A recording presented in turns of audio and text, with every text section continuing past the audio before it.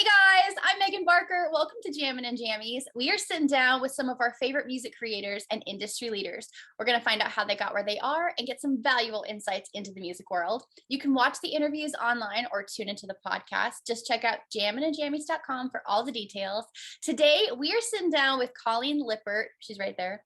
Colleen is the owner of Anchor Publicity here in Nashville. They just celebrated their 5th anniversary, and though they are a new company on the rise, Colleen's already worked with some of the biggest names in Nashville. Artists from The Voice, American Idol, you know them. We're going to dive in and see what it takes to be a music publicist. And if you're an artist, what we need to do to get one. So let's welcome her. Colleen, how you doing? Good. Thanks for having me. Thank you so much for being here. I have so many questions, but do you want to just start by telling everyone where you're from and did you always want to be a publicist? Sure. So I'm originally from New York, born and raised. I've kind of always loved music. It's always been a part of my life. And I think deep down, I always knew I wanted to do something in the music industry. I've tried a whole bunch of things before. I was a zookeeper back home. Shout out 2x2. I started in interior design, then I went to criminal law before finally landing back at public relations, and I've loved it ever since. I moved to Nashville in 2015 and fell in love with it. I love the community. I love the industry as a whole, and it's the best move I've ever made. Wow. Okay. I got to hear more about being a zookeeper and stuff sometime. But for right now, can you just tell everyone? I think there's a lot of confusion about what exactly a publicist does sometimes. I mean, there's a lot of P jobs in the music world. There's producers, publishers, and now there's publicists. So what does a publicist do? Right. So I think the biggest misconception that I get from people is people think that I publish music, which I kind of know when to stay in my lane and kind of, I know what I can do best and I leave the rest to the pros. And publishing is something I do not have any idea where to even begin. So my job as a publicist is to kind of get everybody's music out into the world, set up interviews, create press kits, even attend live shows and run meet and greets. I make sure everyone has all their assets that they need. So if they're doing a show, I make sure everything's prepared in advance. Everyone's got their meet and greet passes. I take the pictures at the events. Kind of anything that an artist needs me to do, I do. I plan events. I create bios. I do a lot of writing, press releases, stuff like that. It's a really fun job. It sounds like you're kind of in charge of like an artist's image. Would you agree with that? Brand image, yeah. It's my job to kind of make sure they don't say the wrong things, make sure that they do have a platform, but they use it correctly and they don't abuse it too. That's a tough job. Okay, so what does your daily life look like? Because I mean, especially in the last year, there haven't been as many events. I imagine you spend a lot of time sending emails, coordinating things. I do. Every day is kind of different, especially during the pandemic. In a quote unquote normal year, I'm out on the town almost every day, kind of going to events, going to meetings, grabbing coffee with clients just to catch up. Lately, the past couple of years, I've been working from home all the time. So it is a lot of sitting in my pajamas and answering emails and doing Zoom meetings. A lot of phone calls. I always, no matter where I go, I have my calendar and planner with me. So I'm always jotting stuff down, taking notes. It's one of those jobs where I'm always connected to my phone and I always have my laptop with me, even if I'm going to like the grocery store. But it's just, you always have to be prepared. A client could call me and need something last minute or an emergency can happen. And it's just all about having everything together and staying organized. So every day is different, but I kind of like that. I don't think I'm really a 9 to 5 office type person as most people in this industry. So I think it's good to have something different every day. It sounds like you're always on the clock, which can be exhausting, but it sounds like you love what you do. I do. I really do. So, okay, let's talk about country music then. Have you always been a fan of country music? Is that why you came to Nashville? And did you ever think you would be a publicist for country music artists specifically? I don't think I knew honestly what a publicist was until I got to college. I have always been a fan of country music. My mom was big into country when I was growing up. So I grew up on like Don Williams and all the classics. I love all music, to be honest. My favorite is Cher. I'm a huge Cher fan. That's like not a secret to anybody. So I really like that era of music, like the 60s, 70s. I like Patti Loveless. Just every I love how country music has a community. So that's what I fell in love with here. If you watch like award shows and stuff like that, all the country music artists know the lyrics to everybody's songs. And I think that's what really makes country music stand out. Um, I like Cardi B. I like all music. But I am a real fan of country, and I feel so honored to be able to work with some of the greatest musicians on the planet and a lot of idols that I looked up to as a kid. Yeah. I honestly think real music lovers love all kinds of music. I do too. I do I too. really do. You have to, you're working in it. You have to be part of it all. Yeah, Don Williams, Cardi B, all the same to me. Right? Okay. Add that shuffle button. Yes, exactly. Okay, well, I know you get a ton of emails and calls all the time. When do you think new artists need a publicist? I mean, new artists are coming to Nashville every day. Some of them are just getting off the bus. Like, when does an artist need a publicist? Yeah, that's a really good question. I think the biggest thing I hear all the time when somebody calls me is like, I have no idea what to do. So, as long as they have new music ready to be out into the world, that's the perfect time to contact a publicist. It helps if you have a website already built, but if not, that's something, it's a small step we can take. I can do bios if you need one. I could do press kits, stuff like that. So as long as you have new music and you're ambitious and you're ready to start like chasing after your goals, call a publicist, call anybody and be like, hey, I'm ready to build a team. I don't know where to start and we're here to help you.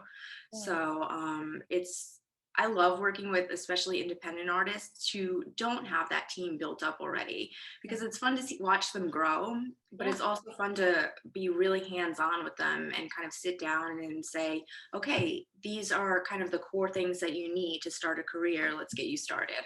Yeah. And not to say that signed and more established artists aren't ambitious and hungry and hardworking, but there's something special about new artists that are on the rise. They've got that fire and that excitement. Right. Yeah. Right. Yeah. Exactly. Okay. Well, what is it like to be an entrepreneur? Take us into like the ins and outs of running your own business, especially in an already tough industry. Yes. So I started my business in 2016. It was not something that I had planned to do this early. I was working for another company at the time, and I thought it was my dream job. Turned out not to be, and I was put into a really difficult position that I just decided this is not for me. So I didn't know whether to quit the industry and just kind of like pick a different path or what. So I was given some advice. Hey, why don't you start your own company? And at the time I was 24, 25, and I didn't think I had enough experience. But as I've grown and as I've learned, you never are fully ready to open a business or be an entrepreneur. You have to be willing to always keep learning and, just you have to stay ambitious, honestly. I just love being an entrepreneur. I can work for myself and kind of make my own rules. I'm kind of a march to the beat of your own drum type gal. Yes. So I'm allowed to do that. And I think that's really rewarding. And I'm really grateful to have that opportunity, especially in such a tough industry. But I am always still learning. I don't have all the answers, and I'm okay with that. Yeah. Learn as we go. I think too, you're an entrepreneur in an industry full of entrepreneurs. I mean, if you think about it, songwriters and publishers, producers, we're all artists. We're all entrepreneurs. So we're kind of all in it together. Right. And we all help each other out. And it's, nobody's afraid to pick up the phone and call a friend and say, hey, I don't know what to do here. Do you have experience, or can you give me some guidance? And that's one of the things I love about this industry. I absolutely agree. I think Nashville is amazing because I get calls, not all the time, but I get calls and it's like, I just want to talk to you about something. And you're like, what is this about? And you never know where it's going to lead. Right. Yeah. You both learn something. Yeah. You just got to pick up the phone and make connections and form relationships. And it's fascinating. Okay. I'm loving talking to you about all of this. Yay. Now, and it's kind of like a girl to girl thing. So let's talk about female energy. What is it like to be a female in a male dominated industry? Ooh, I love this question, but it's also a very tough one. It is very tough, and of course, I can only speak on my own experiences.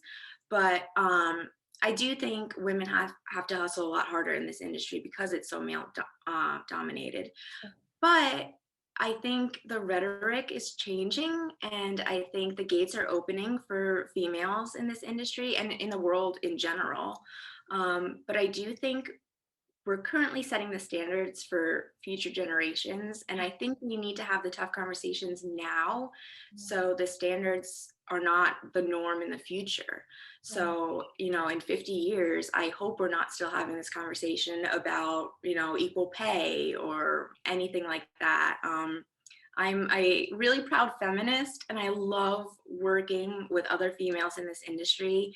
And I think we also need to remember that female empowerment is not just a hashtag, and we have to we have to build each other up and support each other and just kind of be allies to one another. If somebody, is advancing in their career before us, we cheer for them. We don't put them down.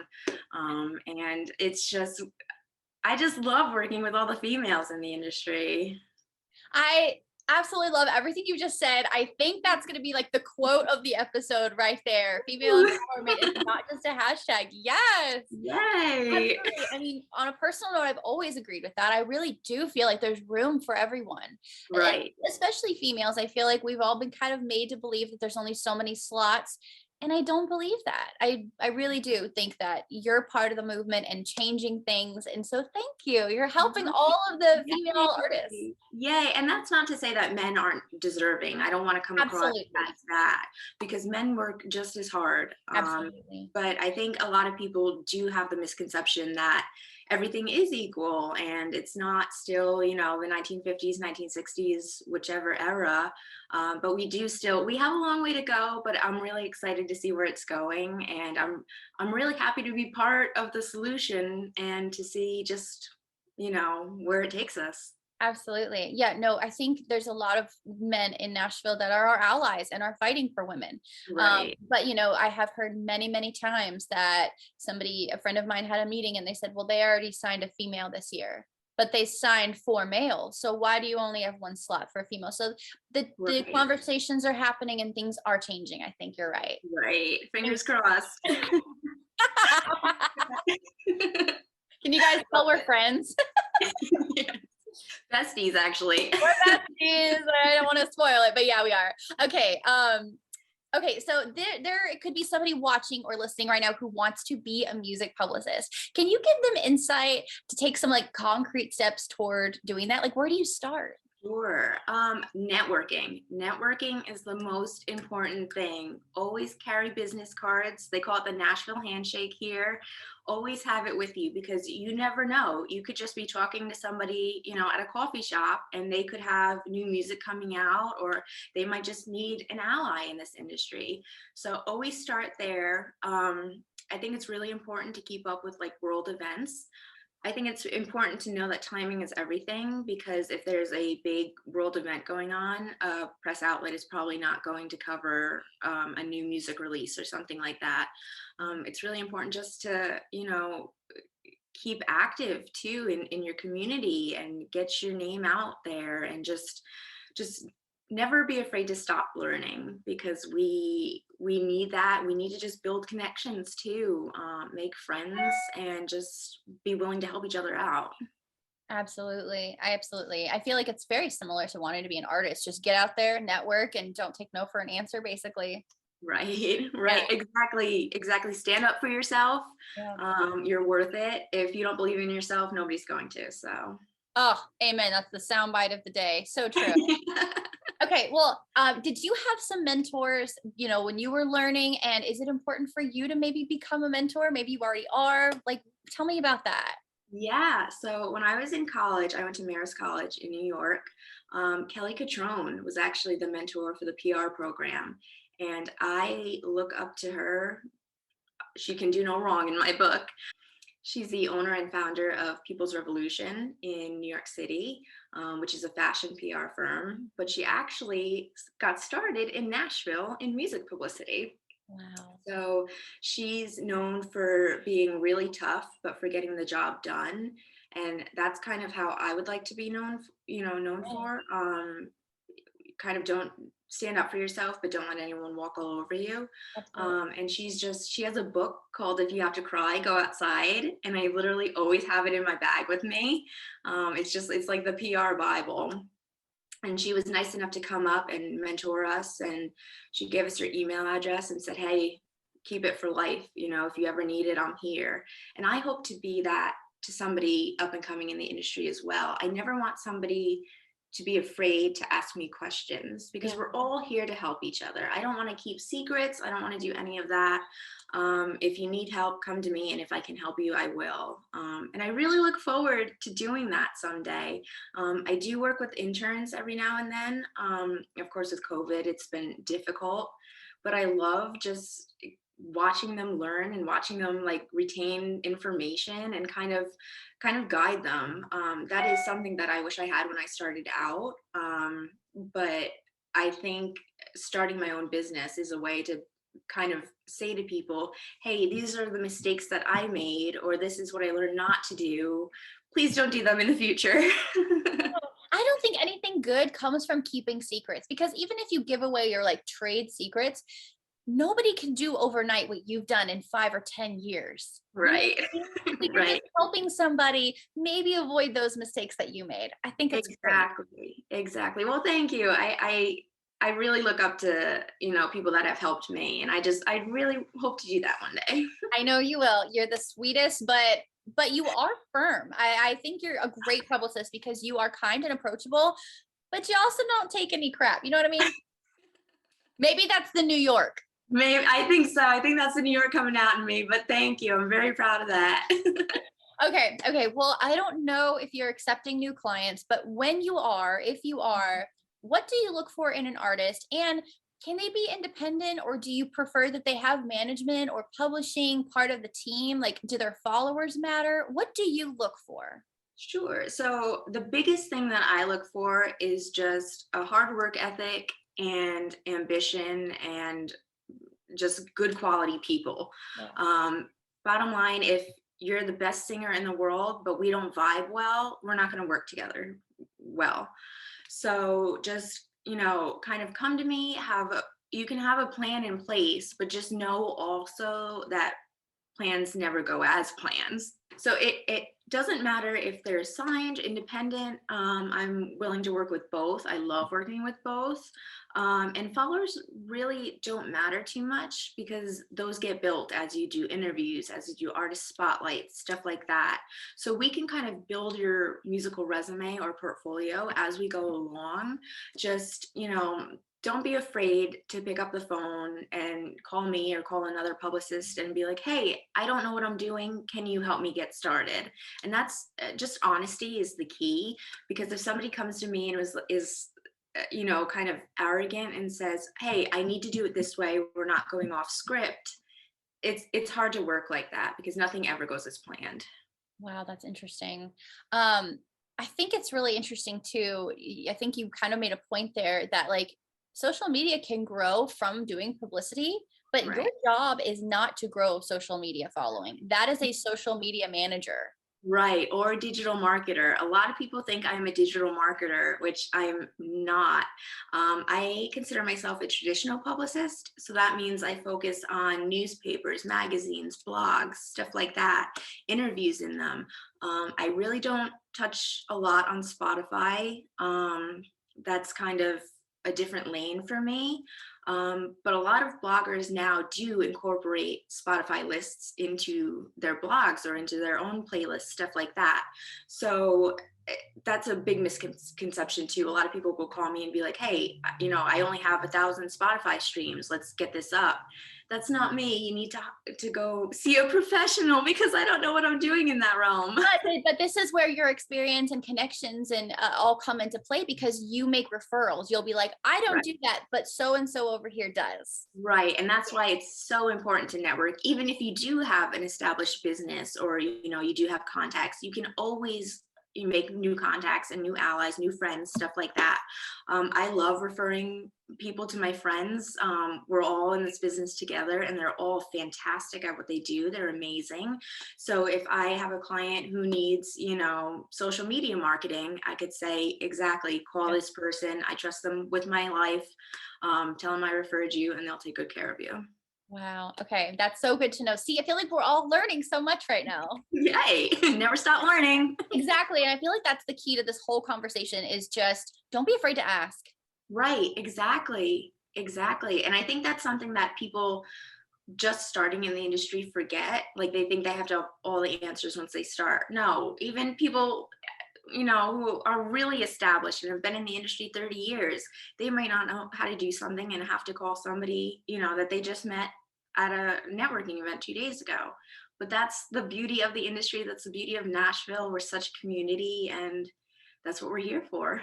Yeah. I mean, personally, that's something that I've had to deal with is thinking I always thought I had to have everything figured out and do everything and know everything and Right. letting go a little bit and going, you know what? I could be stronger in that area. I'm going to go ask them how they did that is Right. so helpful. Right. So Right. I agree. just chill out a little and ask people. It's all good. Right. The most anxiety ridden people in the industry. Just chill out. Yeah. No, seriously. Me and her, number one. Yeah. Okay. Always nervous. Always nervous. We're Always speaking. so nervous all the time, but it's okay. We're learning. We are. What is next for you? Where do you see yourself as a job interview in 5 years? Like what do you want to accomplish? Like, do you want to write a book? Do you want to travel? Do you want to what's next? Oh my gosh, that's such a loaded question. I think right now I'm just really looking forward to 2022 and getting back out there with live music again and just kind of finding our footing again in the industry. We're all kind of relearning how to talk to people and how to attend events, stuff like that. But I think my maybe 10-year goal right now is to maybe have a PR firm in Nashville and also in New York City. I'm a New York girl at heart, so that's always going to be home, but my base is Nashville. So I would love to just be able to go back and forth and kind of incorporate those two music industries kind of together. Writing a book sounds really cool. I love to write. I think a lot of stuff that goes on in my life people wouldn't believe because I have the worst luck in the world with things. And just anything that's bad's going to happen, it's going to happen to me. I can attest you do have really funny stories. I do. Yeah, I do. And they're not even meant to be funny. It's just like my life. But I think that sounds really cool, but I don't think I've lived enough to do that yet. So that might be 20, 30 years down the road. Down the road. Okay. Do you have a favorite music artist or a favorite song? Ooh, well, Cher is my all-time favorite. Oh yeah. Yeah, just all-time favorite. Like I can't say enough good things about her. I love Patti Loveless. I love Sia. I love Billy Joel, Bruce Springsteen. Elle King. Elle King is a favorite of mine, and she's great in concert. If you haven't seen Elle King, go see Elle King. My favorite song, it's kind of ever changing, but I think Walking in Memphis is probably my all-time favorite. I don't know why. It's just I think it's such a good storytelling song, and it's just one of those songs you could be in a good mood, you could be in a sad mood, anything, and that fits it. I'm on Fire by Bruce Springsteen is my go-to karaoke song. How have we never karaoke, by the way? We need to Oh go. gosh. I'm not going to subject you to that. But yeah, that's the song that is always running through my brain. Like if I'm sitting here quietly, that's running through my brain. Well, you are a true music fan, a true music lover if you have music playing in your head. All the time. Amazing. Okay, couple more questions and then I'll let you go.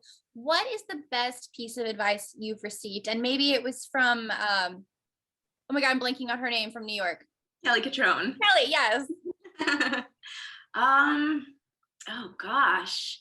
I think I've lucked out and I've had a lot of fantastic teachers in my life. So it's hard to pick just one. Probably just uh, trust your gut. Honestly, your gut. It's cliche, but your gut is never wrong. If you're in an instance that doesn't feel comfortable, or you're like, something is off here, just trust it. Um, it you can always chalk something up to a missed opportunity, but once something bad happens to you, it can't be taken away. So it can't be erased. So I think that's probably the best advice. But also, when I was in college, I hated this at the time, but I had a professor who made us memorize the New York Times every day. And she would randomly call on people to give a story that happened. And if somebody took your story, then you had to go in the Rolodex of your brain and think, okay, what else happened that day? And I think that's probably why I'm such an avid news reader now, or watcher. But it's really helpful. And like I said, I couldn't stand doing it at the time, but I still find myself every day, one of the first things I do is go and I read the news and see what's going on. So I'm really thankful for it now. It's so helpful though, because earlier you were saying, if something big happens, that's not the right day to put your song out or put your press release out. Right. But also it could work the other way of like, you know what, they said something is going to happen on this date. That would be a great time for you to put this song out. Exactly. And I think it's really important to always be one step ahead of the game if you can. Oh. And that kind of helps with that as well. I'm a really avid planner. I like to plan everything. Although I said before, nothing goes by plan. I like having plan A, plan B, plan C in set. So I don't really have to panic. I can be like, okay, scratch that. Let's go to the next one. Yeah. I really like to be prepared. I don't think there's anything wrong with that. I think that's wise. Okay, last question. It's been a tough year and it's already a tough industry. What advice would you give to a songwriter or an artist, or maybe an aspiring publicist who might be struggling right now? Maybe they're not getting ahead like they thought they were going to. There's been a lot of setbacks. Would you have any words of wisdom or anything for anyone thinking about quitting right now? I think it's just important to remember that things do get better. I've gone through many obstacles in my life and lost a lot of people. So it's been hard to kind of motivate myself to keep going. But that's one of the things that I think I've always just kept in the back of my mind, kind of like this too shall pass. We'll get through it. And if you need help getting through it, reach out to support systems, stuff like that. But don't give up on your dream just because it's a tough year. You're always going to face tough things in life, and you just got to kind of trailblaze through them, be a bulldozer. Yeah, I love that. I mean, if this is really what you want to do for your entire life, don't quit over what happens in one season. Right, exactly. And remember that one person's season is not your season. Just because they're having a great season doesn't mean, next year isn't going to be your year. Just keep rooting for people, but also don't stop going after your goals just because other people may be advancing quicker. Amazing. You have the most amazing insight. You're a delight to talk to. I mean, I personally love you, but I think everyone is going to love you and appreciate all of this insight. Okay, wait, before you go, can you tell us, how did you become a zookeeper? Oh my gosh. Okay. In there.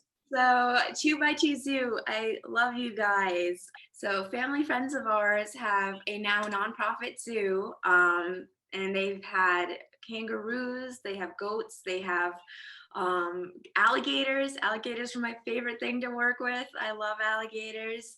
And they just travel and go to, school programs, or, fairs and stuff like that, anything educational. So we traveled to festivals and educational programs, school programs, and it was just so fun watching everybody learn and teach them about endangered species and stuff like that. And they're the greatest. They do birthday parties and all types of events. So look them up, 2x2zoo.com. Wow. Okay. That is so cool. I wish we had something like that in Nashville. That's really cool. Yeah, and it really helped me because I am a super shy person, as you know. I don't like being in the spotlight. And this, I think, really prepared me to be in the public, because people would ask me questions, and it really helped me get out of my shell, so to speak. That's hilarious. Thank you so much for sitting down with us. Yes, thank you. I think we covered so much, and we'll have to just do it again next year when things are getting crazy and lively again. We'll sit down and do it again. Yay. Well, thank you for having me. This is so much fun. This is awesome. Jammie and Jammie's magic in the air. Head to toe, so cozy. Oh, look out. Pop, pop, it's showtime. Showtime. Guess who's back again? Oh, they don't know. Oh, they don't know. I bet they know as soon as we walk in. Wearing fuzzy things, candy rings, ain't PJ looking so fly. Don't look too hard, you might hurt yourself. We look too damn good to deny. At Frisky Frog. Oh, snap. I'm a dangerous girl with some footies on my feeties. Keep up. So many awesome hits and riders, and we're gonna keep them coming. Keep up. Come on down to the frog, and we'll get you Jammie juice and come on. Riders only. Put your candy rings up To the moon. What y'all trying to do?